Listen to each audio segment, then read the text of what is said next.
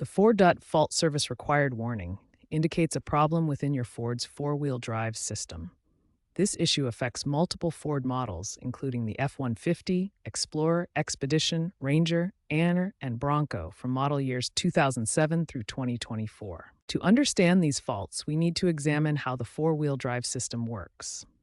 The system uses a transfer case to distribute power from the engine to both front and rear wheels. 4WD faults fall into three main categories. Electrical failures account for 60% of cases, mechanical component failures make up 30%, and software or calibration issues represent 10% of problems. Electrical failures are the most common, involving the 4WD control module, wiring harnesses, actuator motors, and various sensors. These components control the electronic engagement and disengagement of the four-wheel drive system.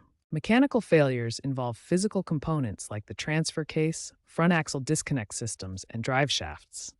These parts experience wear from normal operation and can fail due to fluid contamination or internal damage. Ford has enhanced diagnostic capabilities with the FDRS system, which provides more precise fault code identification. Newer Ford models from 2020 onward can receive over-the-air updates to address some software-related 4WD faults remotely. The first step in troubleshooting Ford 4WD faults is performing an OBD2 scan to retrieve diagnostic trouble codes. This provides crucial information about which system components are malfunctioning. Next, perform a thorough visual inspection of the wiring harnesses, electrical connectors, and transfer case fluid levels. Look for signs of corrosion, damage, or leaks. Test the forward system by attempting to engage and disengage it while monitoring for proper operation. Also, verify that all control modules can communicate with each other. Phase 2 involves detailed component testing.